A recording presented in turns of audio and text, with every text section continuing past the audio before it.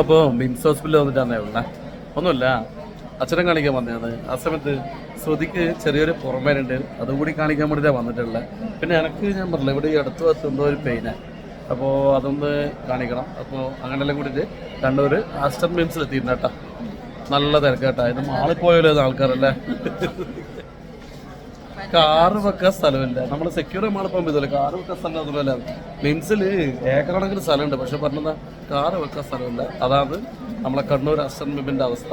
എന്തായാലും ഇതൊരു നല്ല കാര്യമായിട്ട് തോന്നുന്നില്ല, കാരണം രോഗികളുടെ എണ്ണം കൂടിക്കൂടി വരിക. അപ്പോൾ ഞാൻ നമ്മളെ വീഡിയോ പറയുമ്പോൾ എല്ലാവരും സ്കോട്ടടിയൊക്കെ കൃത്യമായിട്ട് ചെയ്യുക, വ്യായാമം കൃത്യമായിട്ട് ചെയ്യുക. ഇല്ലെങ്കിൽ ഇതുപോലുള്ള ഹോസ്പിറ്റലുകൾ ഒരുപാട് ഉണ്ടായിക്കൊണ്ടിരിക്കും. തിരക്കും മാളിലുള്ളവരെ തിരക്കും ഉണ്ടാകുന്നുള്ളതാണ് പറയാനുള്ളത്.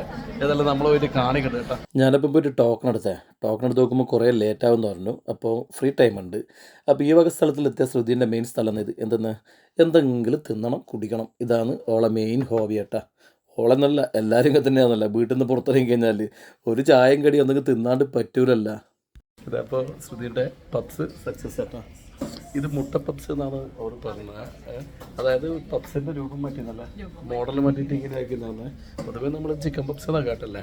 അപ്പോൾ ഇതിൻ്റെ വലുപ്പം കണ്ടില്ല. ഞാൻ പറഞ്ഞേ ഒന്ന് വാങ്ങിയിട്ട് രണ്ടാം കഴിക്കാന്നാണ് പറഞ്ഞത്. പക്ഷെ ഞാൻ പറഞ്ഞത് നടുവ് ഇപ്പം മുറിക്കണം, ഇല്ലെങ്കിൽ മറ്റേ സ്ഥലം വീതമൊക്കെ പോലെ നടുവ് വീതം വെച്ചാൽ ഇവക്കധികമാവും, എനക്ക് കുറവും. അപ്പം ഞാൻ പറഞ്ഞു, നീ ഒരു കട്ടി ഇപ്പുറത്ത്, ഞാനിപ്പുറത്ത്, അപ്പുറം കടിച്ച് ഞാനതാ പറഞ്ഞു, ഞാനൊരു കട്ടി നീ ഒരു കട്ടി. നടുവ് പൊട്ടിക്കാൻ ശ്രമിച്ചേക്കട്ടില്ലേ, അവിടെ കട്ടി ഒന്നും ഉണ്ടാവില്ല.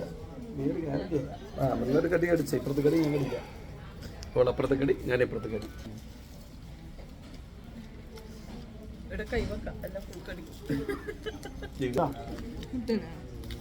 ഒരു മുട്ട കേട്ടോ, പക്ഷെ ഇതുപോലെ മറ്റല്ല. ഇവിടെ കാണിക്കാൻ വന്ന കാര്യം പറയാൻ മുട്ടുപോയി.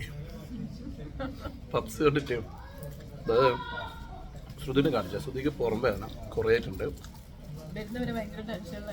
ടെൻഷനാണ്. അപ്പോൾ ഡോക്ടർ നോക്കിയിട്ട് പറഞ്ഞു ഒന്നുമില്ല, മസിൽ പെയിനാണ്. അപ്പോൾ ഒറ്റ ഫിസിയോ ചെയ്യാതെ വ്യായാമം ചെയ്താൽ പോകുന്നുള്ളൂ ശ്രുതി. പിന്നെ വൈറ്റമിൻ ഡി എന്തോ കുറവുണ്ട്, അതുണ്ടെങ്കിൽ പുറമേ എനിക്ക് ചാൻസ് ഉണ്ട്. പക്ഷേ ഇത് മസിൽ പെയിനാണ്, കാരണം പുറത്തൊരു സൈഡിലാണ് വേദന. അപ്പോൾ ഞാനിത് വീട്ടിൽ നിന്നേ പറഞ്ഞു, മോളെ അവിടെ വേറെ കിഡ്നിയും ലിവറും നാട് ഇല്ല, അവിടെ വെറും പുറത്തെ മസിൽസ് മാത്രമേ ഉള്ളൂ, വേറെ ഒന്നും അവരെ അതെ. അങ്ങനെ വന്ന് ഡോക്ടർ വന്നപ്പം വിശ്വാസമായി. അതല്ല, ഞാൻ പറ്റൊന്നും വിശ്വാസമില്ല. എന്തായാലും ഇപ്പം സമാധാനമുണ്ട്. ഇനിയിപ്പോൾ എൻ്റെ കാര്യത്തിലൊരു തീരുമാനമാവാനുണ്ട്. എന്നോട് പറഞ്ഞ് ഒന്ന് സ്കാൻ ചെയ്യണമെന്ന് പറഞ്ഞിട്ടുണ്ട്. കാരണം എൻ്റെ ഉള്ളിൽ എന്തൊക്കെ കരം പോലെ അല്ലേ, എന്താണെന്നുള്ളതൊന്ന് നോക്കാമെന്ന് പറഞ്ഞു. എന്നിട്ട് പറഞ്ഞ് നല്ലോണം വെള്ളം കുടിക്ക്, എന്നിട്ട് ബ്ലാഡർ ഫുള്ളാക്ക്, എന്നിട്ട് വേണം സ്കാൻ ചെയ്യാന്ന് പറഞ്ഞിട്ട് പുറത്തിറങ്ങിയാണ്. എന്നാലാണ് ശ്രുതി പറഞ്ഞത്, ബൈജോട്ടാ ചായ കുടിക്കാം. അപ്പോൾ താഴെ പോയപ്പം ആടെ ഒന്നുമില്ല, വെജിറ്റബിൾ കുറച്ച് ഐറ്റംസേ ഉള്ളൂ. അപ്പോൾ ഇവള് നേരത്തെ മുകളിൽ കയറി ഇവിടെ കാണിക്കുക, എന്നിട്ട് അവിടെ പപ്സ് കണ്ടത് അതുണ്ട്. നമ്മൾ നേരെ ഇങ്ങോട്ടേക്ക് വന്ന് പപ്സ് അടിച്ചിട്ടുണ്ട്. ഇനി ഇതാ പപ്സ് നിന്ന് വെള്ളം കുടിച്ചിട്ട് താഴെ പോകണം. അവിടെ ഒരു അരമണിക്കൂർ ടൈം ഉണ്ട്. അത് കഴിഞ്ഞിട്ട് ഞങ്ങൾക്ക് പോയിട്ട് അവിടെ ഒന്ന് റെഡി എക്കോ ചെയ്യണം അല്ലേ, എക്കോ ചെയ്യണമെന്നാണ് പറഞ്ഞത്. അപ്പോൾ അവിടെ ടോക്കണിലെ മൈക്ക് വന്നിട്ടാണുള്ള നിന്റെ വീതം കഴിഞ്ഞത് എൻ്റെ കടിയാണ്. ഞാൻ വർത്താന പേസടക്ക് കുറച്ചും കൂടി ഡയലോഗ് പറഞ്ഞാൽ ഞാൻ തീർക്കാറ്. ഒരു കടപ്പാ എൻ്റെ പേരെ കണക്ക് തന്നെ തിന്നലപ്പാ.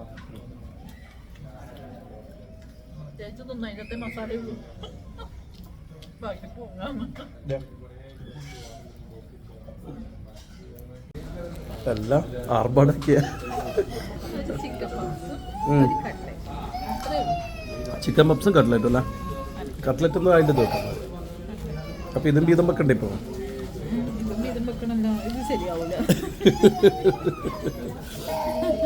കട്ട്ലറ്റ് കടിച്ച കറക്റ്റായിട്ട് കിട്ടപ്പാ. ഒരു കടി നിനക്ക്, ഒരു കടി എനിക്ക്. കറക്റ്റ്.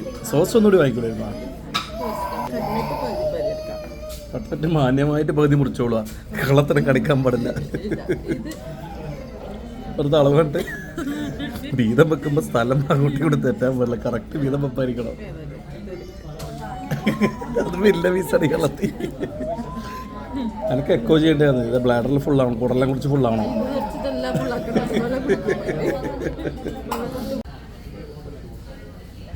അവിടെ വെച്ച് ആർഭാടമല്ലേ? ഇല്ല, ഒരു കഷ്ണം ബാക്കിയുണ്ട്. അല്ല ലാവിഷൻ കേട്ടോ.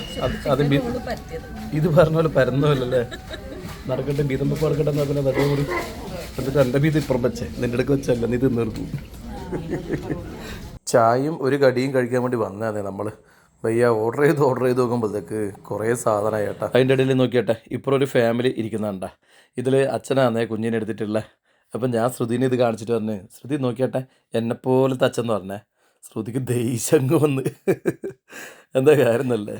നമ്മളെ മക്കളെ ചെറുപ്പത്തിലൊന്നും ഞാൻ എടുത്തില്ല കേട്ടാ. ചെറിയ കുട്ടികളെടുക്കാൻ എനിക്ക് ഭയങ്കര പേടിയാണ്. കൈമന്ന് വീണോ എന്നുള്ളൊരു എന്തോ ഒരു ആങ്സൈറ്റി, ഒരു മെൻ്റൽ പ്രശ്നം. അതുകൊണ്ട് ഞാൻ എടുത്തിട്ടേ ഇല്ല. എൻ്റെ 3 മക്കളും കേട്ടാ.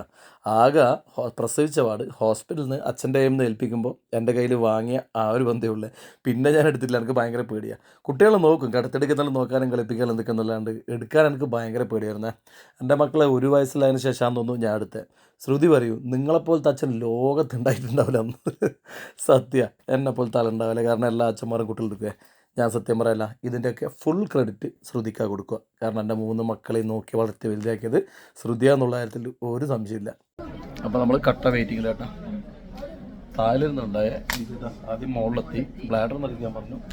വെള്ളം കുടിച്ച് നിറച്ചു.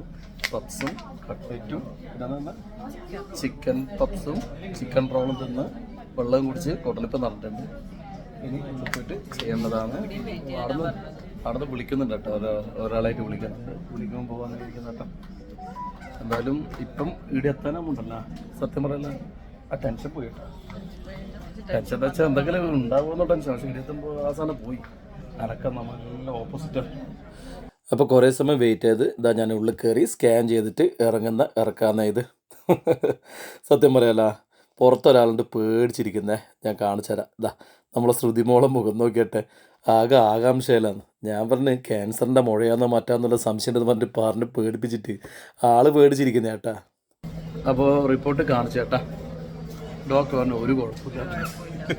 വെറുതെ ടെൻഷനൊന്നും അടിച്ചില്ല, പേടിയില്ല. എന്നാലും ഒരു സംശയം ഉള്ളിലുണ്ടെങ്കിൽ ഇനി മുതൽ ട്രീറ്റ്മെൻറ്റ് ചെയ്യണ്ടേ, ഭക്ഷണമൊക്കെ കൺട്രോൾ ചെയ്യണ്ടേ എന്നുള്ളൊരു പേടി ഉണ്ടായി. പക്ഷേങ്കിൽ ഭക്ഷണമൊന്നും എനിക്ക് കൺട്രോൾ ചെയ്യേണ്ട ആവശ്യമില്ല. ഇച്ചിരി ഫാറ്റി ലിവറുണ്ട്, അതെല്ലാവർക്കും ഉണ്ടാകുമല്ലോ. അതുകൊണ്ട് അതും പ്രശ്നമില്ല. കൃത്യമായ വ്യായാമം ഇതുപോലെ പോകുമ്പോൾ എങ്ങനെ വെച്ചാൽ അതുപോലെ പോവാം. പിന്നെ ഇതുവരെ പോയത് നമ്മളുടെ ഇഷ്ടമുള്ള ഫുഡ് എല്ലാം തിന്നിട്ടാണ് പോയത്. ഇനിയും അങ്ങനെ തന്നെ പോകാനുള്ള ധൈര്യമായി. ഞാൻ വെച്ച് വല്ല മുഴയോ കിഴയോ എന്തെങ്കിലും ആണെങ്കിൽ പിന്നെ ഇനി ഭക്ഷണമെല്ലാം കൺട്രോൾ ചെയ്ത് ഇനി ഭാവി ചെയ്ത് അങ്ങനെ വേണ്ടേ എന്നുള്ള ഒരു സങ്കടം ഉണ്ടായിരുന്നു. എന്തായാലും അസുഖമായാലും ട്രീറ്റ്മെൻറ്റ് ചെയ്യാന്നുള്ള ധൈര്യം നല്ല വൃത്തിക്കുണ്ട്. എന്തായാലും കുഴപ്പമൊന്നുമില്ലല്ലേ സംഗതി കണ്ടീഷൻ. ആ സ്കാൻ ചെയ്യുമ്പില്ലേ ഒരു ചോദിച്ചാൽ എന്താ പ്രശ്നം എന്ന് വെച്ച് ഒരു പെൺകുട്ടിയാണ്. അപ്പം ഞാൻ പറഞ്ഞു ഇവിടെ ഇങ്ങനെ എന്തോ ഒരു മുഴ പോലെ കനം പോലെ ഉണ്ടെന്ന് പറഞ്ഞാൽ ഭയ്യ റൈറ്റ് സൈഡ് നോക്കി നോക്കുമ്പോൾ റൈറ്റ് സൈഡ് കുഴപ്പമൊന്നുമില്ല.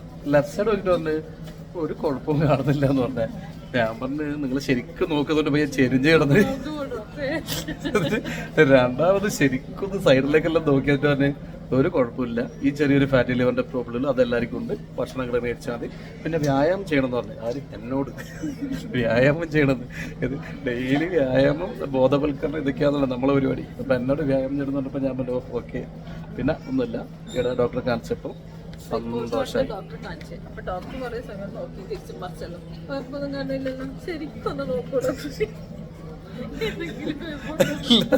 ഞാൻ എൻ്റെ ഉള്ളിൽ എന്തോ ഒരു ഫീലിംഗ് ഉണ്ട്, എന്തോ ഒരു സാധനം ഉള്ളൊരു ഫീലിംഗ് ഉണ്ട്.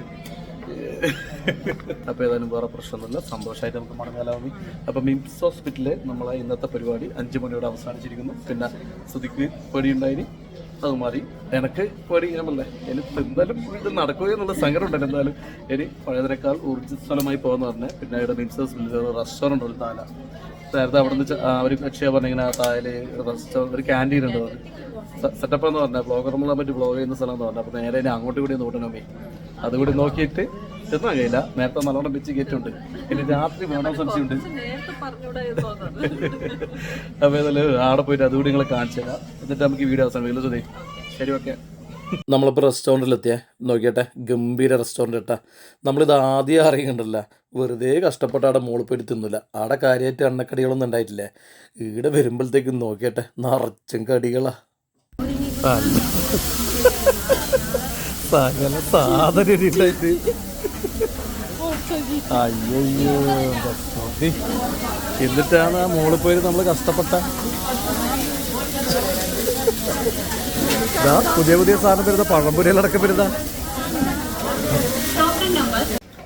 എന്തായാലും വൻ നഷ്ടമായി സുധി അതല്ലെങ്കിൽ സങ്കടപ്പെട്ടു പോയി. നേരത്തെ ഒരു കട്ട്ലറ്റിന് വേണ്ടി മാത്രമാണ് 3rd ഫ്ലോറിൽ പോയത്. പക്ഷെ താഴെ ഈ സംഗതി ഉള്ളത് സുധി അറിയില്ല.